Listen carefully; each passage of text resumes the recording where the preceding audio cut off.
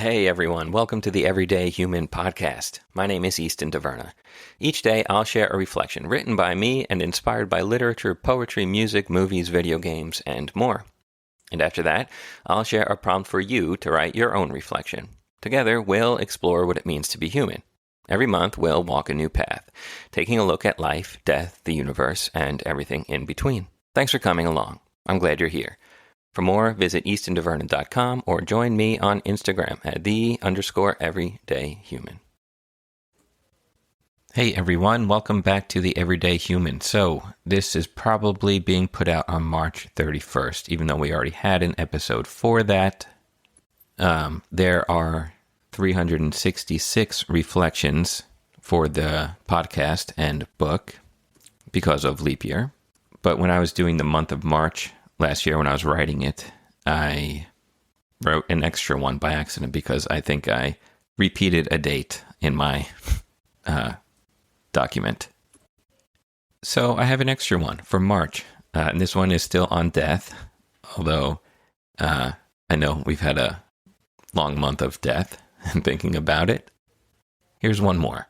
So this reflection is titled, "What Does It Mean to You?" And this was inspired by the poem Canticle for Robert Hazel, which was written by Wendell Berry, one of my favorite poets. And you may remember Wendell Berry from February 12th, which was titled The Child Poet, and that was inspired by his poem How to Be a Poet.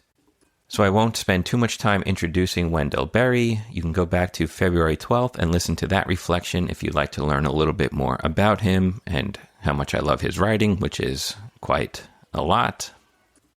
And I'm just going to get right into the poem and the reflection. Okay, here's Canticle. What death means is not this: the spirit, triumphant in the body's fall, praising its absence, feeding on music. If life can't justify and explain itself, death can't justify and explain it. A creed and a grave never did equal the life of anything. Yellow flowers sprout in the clefts of ancient stones at the beginning of April. The black clothes of the priest are turned against the frail yellow of sunlight and petal. They wait in their blackness to earn joy by dying. They trust that nothing holy is free, and so their lives are paid.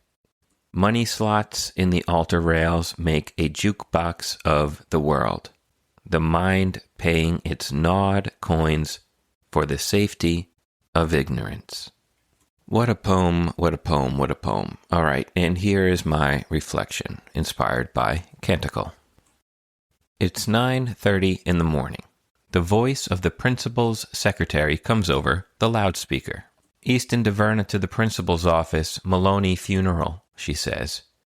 Some of the other kids in class mutter jealous, wishing they could get out of 5th grade English too. I don't say much, just tuck my paper bag-covered textbook under my desk and say goodbye to my teacher. Through the quiet zones, those were hallways, and up past the principal's office and school chapel, then out the front doors. It's a cool fall day, but I don't have a coat. Just my shirt and tie and navy blue sweater with the white stripes on the right arm. The parking lot is already crowded, and leading a row of cars with their hazards on is the hearse. They all look the same, that odd bulge, and I've seen them a million times, but still. I wonder about the person inside, not the driver, the dead man or woman in the back. It's moving slow, so I race out in front of it and across the parking lot, past the grotto, up the concrete steps, and into the church. The scent of burning incense hits me in the face, but I'm used to that too. I peek into the sacristy to see which priest is serving. Father Augustine. He wasn't as scary as some of the others. He was actually quite nice, so that's good. The room across the hall has the altar boy cassocks, so I find my size and button up, grab the well-worn wooden staff with the crucifix on it, and step into the hallway and wait to lead the somber procession from the foyer into the dimly lit church. Halfway through the service, it's time for the sermon. The priest goes on with one of the usual suspects. A time to be born, a time to die. The righteous one, though he die early, shall be at rest. Or maybe something about, O my people, I will open your graves and have you rise.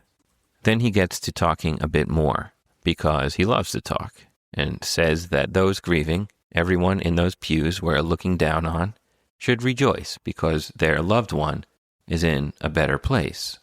But there's this woman in front, older, gray hair, all dressed in black, Mrs. Maloney, I guess, and she's just crying and crying and crying. Not an ounce of her body is rejoicing, having just lost her husband. There is no triumph here, knowing she will be returning to a silent and empty home tonight following the service.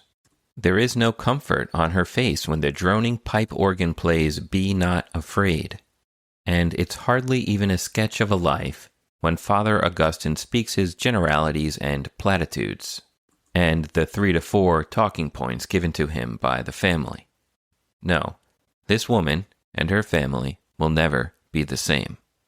The service ends and a pallbearer comes into the altar boy's dressing room and tips me $5. I stuff the bill in my sweater pocket and say thank you, and then tell Father Augustine I'm going back to school now. Back outside, the widow gets into the back seat of a car, and before long, the parking lot is empty once more, like they never even came.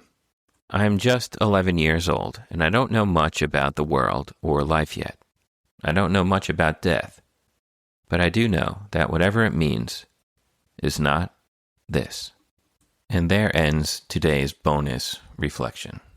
So if you're up for it and want to write another entry or save it for another day, that's fine. Here's the reflection question to go along with that one. Ask yourself this: what have I been led to believe death means?